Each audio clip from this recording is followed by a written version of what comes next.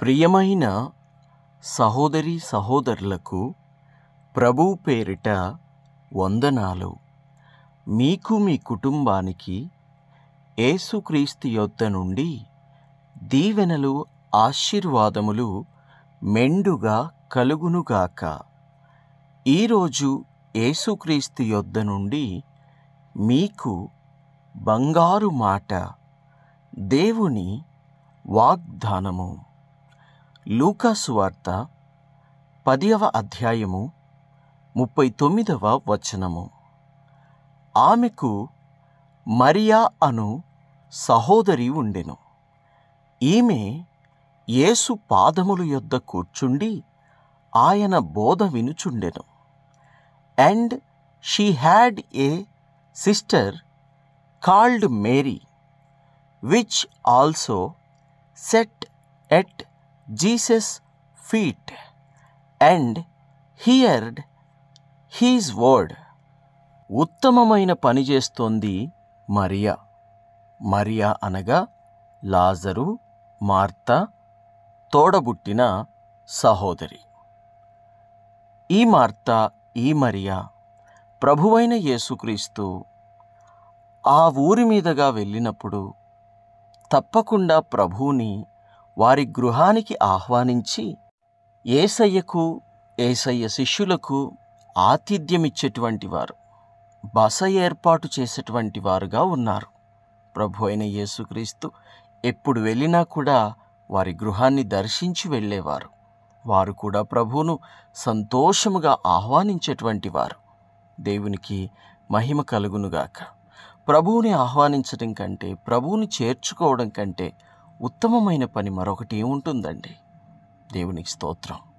ఆ విధంగా ప్రభువు మార్తా, మరియా లాజరు ఇంటికి వెళ్ళినప్పుడు ప్రభు అయిన యేసుక్రీస్తు ఎప్పుడూ కూడా అక్కడ వారికి మంచి మాటలు చెప్పేవాడు. ప్రభువు కూర్చొని మాటలు చెప్తూ ఉంటే మార్తా, మరియా, లాజరు, వచ్చిన శిష్యులు, ఇంకా చుట్టుపక్కల ఇళ్ళవారు, గృహాలలో ఉన్న వారందరూ కూడా వచ్చి ఆయన పాదాల దగ్గర కూర్చొని ఆయన మాటలు వింటూ ఉండేవారు. దేవునికి మహిమ కలుగునుగాక. అది ఎంతో ఉత్తమమైన పని. ఈ వాక్యం వింటున్న దేవుని బిడ్డలారా, ఈరోజు నేను మిమ్మల్ని అడుగుతున్నాను, మీరు ఏం వింటున్నారు? మీకు సమయం దొరికితే, మీకు ఖాళీ దొరికితే మీరు ఏం వింటున్నారు? ఏం చూస్తున్నారు? ఏం చేస్తున్నారు?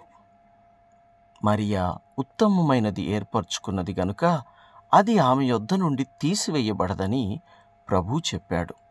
ఒకసారి ప్రభు అయిన యేసుక్రీస్తు అక్కడికి వెళ్ళి ఇలాగే బోధిస్తూ ఉన్నప్పుడు మార్తా విస్తారమైన పనులు పెట్టుకొని తొందరపడుతూ ఉంది. అయితే మరియ మాత్రం ఆయన పాదాల దగ్గర కూర్చొని ఆయన బోధ వింటూ, ఆయన మాటలు వింటూ ఉంది. మార్త విస్తారమైన పనుల కారణంగా అలసిపోయి ప్రభు దగ్గరికి వచ్చి, ప్రభువా, నేను అనేకమైన పనుల నిమిత్తము ఎంతో బాధపడుతున్నాను, చింతిస్తున్నాను, కష్టపడుతున్నాను కదా, మరి నా సహోదరి నీ దగ్గర కూర్చొని నీ మాటలు వింటూ ఉంటే నీకు చింత లేదా? నాకు కొంచెం సహాయం చెయ్యమని నా సహోదరికి నీవు చెప్పవా? నేనంత కష్టపడుతుంటే నాకు సహాయం చెయ్యమని నువ్వు చెప్పొచ్చు కదా అన్నట్లుగా మార్త మాట్లాడుతుంది. అప్పుడు యేసయ్య అంటాడు, మరియ ఉత్తమమైన దానిని ఏర్పరచుకున్నది, అది ఆమె యొద్ద నుండి తీసివేయబడదు అనే మంచి మాట ప్రభు మాట్లాడతాడు. ఈ లోకంలో ప్రభు పాదాల చెంత కూర్చొని ఆయన మాటలు వినటం కంటే మరొకటి ఏది కూడా అంత ఉత్తమమైనది కాదు, అంత శ్రేష్టమైనదేమీ కాదు. వాక్యం వింటున్న దేవుని బిడ్డలారా, మీరును అలవాటు చేసుకోండి. ప్రభు మాటలు వినడము అలవాటు చేసుకోండి. ప్రభువు చెప్పినట్టుగా విని నడుచుకోండి. ఆయన చెప్పే మాటలన్నీ కూడా ఇహమందు పరమందు మనకు నిత్య జీవాన్ని కలుగజేసే మాటలు. మరియ ఆ విధంగా ఏర్పాటు చేసుకున్నందుకు గాను, అంటే మరియ ఆ విధంగా ఆయన పాదాల చెంత కూర్చొని ఉన్నందుకు గాను ఏం జరిగిందో తెలుసా? ఒకసారి లాజరు చనిపోతాడు. లాజరు చనిపోయి సమాధిలో పెట్టబడతాడు. ఆ సమయంలో యేసు వేరే చోట ఉంటాడు. కానీ సమాచారం యేసుకు తెలుస్తుంది. యేసుకు తెలిసినా కూడా, లాజరు రోగిగా ఉన్నాడని తెలిసినా కూడా యేసయ్య లాజరు చనిపోయేంత వరకు రాడు. చనిపోయిన తర్వాత కూడా 4 రోజుల తర్వాత ప్రభు అయిన యేసుక్రీస్తు ఆ ఊరికి వస్తాడు. లాజరు వాళ్ళ ఊరికి వస్తాడు. అలా వచ్చినప్పుడు కొందరు ఇలాగున మాట్లాడతారు. యేసు వచ్చి అదివరకే అతడు 4 దినములు సమాధిలో ఉండెనని తెలుసుకొనెను. బేతనియా యెరూషలేమునకు సమీపమై ఉండెను. దానికి ఇంచుమించు కోసెడు దూరము. గనుక యూదులలో అనేకులు వారి సహోదరుణ్ణి గూర్చి ఓదార్చుటకై వారి యొద్దకు, మార్తను మరియను ఓదార్చుటకై వారి యొద్దకు వచ్చిరి. మార్త యేసు వచ్చుచున్నాడని విని ఆయనను ఎదుర్కొన వెళ్ళెను గాని మరియ ఇంటిలో కూర్చుండి ఉండెను. మార్త యేసుతో, ప్రభువా, నీవిక్కడ ఉండిని ఎడల నా సహోదరుడు చావకుండును. ఇప్పటికైనను నీవు దేవుణ్ణి ఏమడిగినను దేవుడు నీకు అనుగ్రహించునని నేనెరుగుదును అనెను. యేసు, నీ సహోదరుడు మరలా లేచునని ఆమెతో చెప్పగా, మార్త ఆయనతో, అంత్యదినమున పునరుద్ధానమందు లేచునని నేనెరుగుదును అనెను. అందుకు యేసు, పునరుద్ధానమును జీవమును నేనే. నాయందు విశ్వాసముంచువాడు చనిపోయినను బ్రతుకును, బ్రతికి నాయందు విశ్వాసముంచువాడు ప్రతి వాడును ఎన్నటికి నీ చనిపోడు. ఈ మాట నమ్ముచున్నావా అని ఆమెను అడిగెను. ఆమె, అవును ప్రభువా, నీవు లోకమునకు రావలసిన దేవుని కుమారుడైన క్రీస్తువని నమ్ముచున్నానని ఆయనతో చెప్పెను.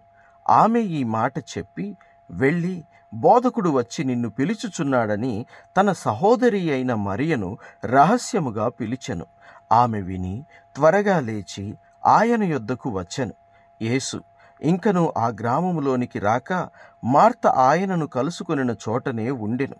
గనుక ఇంటిలో మరియతో కూడా నుండి ఆమెను ఓదార్చుచుండిన యూదులు మరియ త్వరగా లేచి వెళ్ళుట చూచి ఆమె సమాధి యొద్ద ఏడ్చుటకు అక్కడికి వెళ్ళుచున్నదనుకొని ఆమె వెంట వెళ్ళిరి. అంతటా మరియ యేసు ఉన్న చోటికి వచ్చి ఆయనను చూచి ఆయన పాదముల మీద పడి, ప్రభువా, నీవిక్కడ ఉండిన ఎడల నా సహోదరుడు చావకుండును అనెను. ఆమె ఏడ్చుచు ఆమెతో కూడా వచ్చిన యూదులు ఏడ్చుటయు యేసు చూచి కలవరపడి ఆత్మలో మూలుగుచు అతనిని ఎక్కడ ఉంచితిరని అడుగగా వారు, ప్రభువా, వచ్చి చూడుమని ఆయనతో చెప్పిరి. యేసు కన్నీళ్లు విడిచెను. కాబట్టి యూదులు అతనిని ఎలాగ ప్రేమించినో చూడుడని చెప్పుకొనిరి. వారిలో కొందరు, ఆ గుడ్డివాని కన్నులు తెరిచిన ఈయన ఇతన్ని చావకుండా చెయ్యలేడా అని చెప్పిరి. యేసు మరలా తనలో తాను మూలుగుచు సమాధి వద్దకు వచ్చెను. అది ఒక గుహ. దానిమీద ఒక రాయి పెట్టి ఉండెను. యేసు రాయి తీసివేయుడని చెప్పగా చనిపోయిన వాని సహోదరి అయిన మార్త, ప్రభువా, అతడు చనిపోయి 4 దినములైనది గనుక ఇప్పటికీ వాసన కొట్టునని ఆయనతో చెప్పెను. అందుకు యేసు, నీవు నమ్మిన ఎడల దేవుని మహిమ చూతువని నేను నీతో చెప్పలేదా అని ఆమెతో అనెను. అంతట వారు ఆ రాయి తీసివేసి, నీవు కన్నులు పైకెత్తి, తండ్రి, నీవు నా మనవి వినినందున నీకు కృతజ్ఞతాస్తుతులు చెల్లించుచున్నాను. నీవు ఎల్లప్పుడూ నా మనవి వినుచున్నావని నేనెరుగుదును గాని నీవు నన్ను పంపితివని చుట్టూ నిలిచియున్న ఈ జనసమూహము నమ్మునట్లు వారి నిమిత్తమై ఈ మాట చెప్పి తిని అనెను. ఆయన అలాగు చెప్పి, లాజరు, బయటికి రమ్మని బిగ్గరగా చెప్పగా చనిపోయినవాడు కాళ్ళు చేతులు ప్రేత వస్త్రములతో కట్టబడినవాడై వెలుపలికి వచ్చెను. అతని ముఖమునకు రుమాలు కట్టి ఉండెను. అంతట యేసు వారు అతని కట్లు విప్పి పోనీయుడని వారితో చెప్పెను. కాబట్టి మరియ యొద్దకు వచ్చి ఆయన చేసిన కార్యమును చూచి యూదులలో అనేకులు ఆయన యందు విశ్వాసముంచిరి. దేవునికి మహిమ కలుగునుగాక. యేసు పాదాలు పట్టుకొని ఆయన బోధ, ఆయన వాక్యమును వింటే ఏం జరిగింది?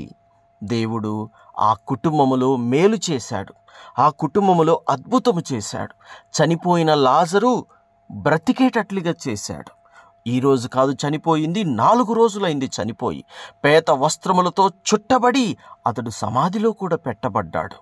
అయినప్పటికీ కూడా జీవము కలిగిన దేవుడు అక్కడికి వచ్చినప్పుడు గొప్ప కార్యము చేశాడు, లాజరుని బ్రతికించాడు. కాబట్టి దేవుని బిడ్డలారా, ఈ లోకంలో మనకు సమయము దొరికినప్పుడు వ్యర్థమైనవి వినడము, వ్యర్థమైనవి చూడడము కాదు, ఆయన పాదాలు పట్టుకోవాలి, ఆయన పాదాల చెంత కూర్చొని ఆయన మాటలు వినాలి. అది మనకు ఆశీర్వాదము, అది మనకు దీవెనకరము. అవును అన్నవారు ఈ ప్రార్థనలో ఏకీభవించండి. ప్రార్థన. తండ్రి, మీకు వందనాలు. దేవా, మీకు స్తుతులు, స్తోత్రాలు. అయ్యా, నీ బోధ మాకు వినిపించండి, నీ వాక్యములు మాకు వినిపించండి, నీ మాటలు మాకు వినిపించండి. ప్రభువా, నీ వాక్యము, నీ మాటలు, నీ బోధ మాకు వినిపించండి. ఎందుకంటే అవి నిత్య జీవమును కలుగజేసే మాటలు, ఇహమందు పరమందు తృప్తిని, సంతృప్తిని కలుగజేసే మాటలు, మాకు జీవమును, నిత్య జీవమును అనుగ్రహించే జీవపు ఊటలు. కాబట్టి నాయన, ఎల్లప్పుడూ నీ పాదాల చెంత కూర్చొని నీ మాటలు వినునట్టి భాగ్యమును మా అందరికీ నీ అనుగ్రహించుమని యేసు నామములో ప్రార్థించుచున్నాము తండ్రి. Amen, amen, amen.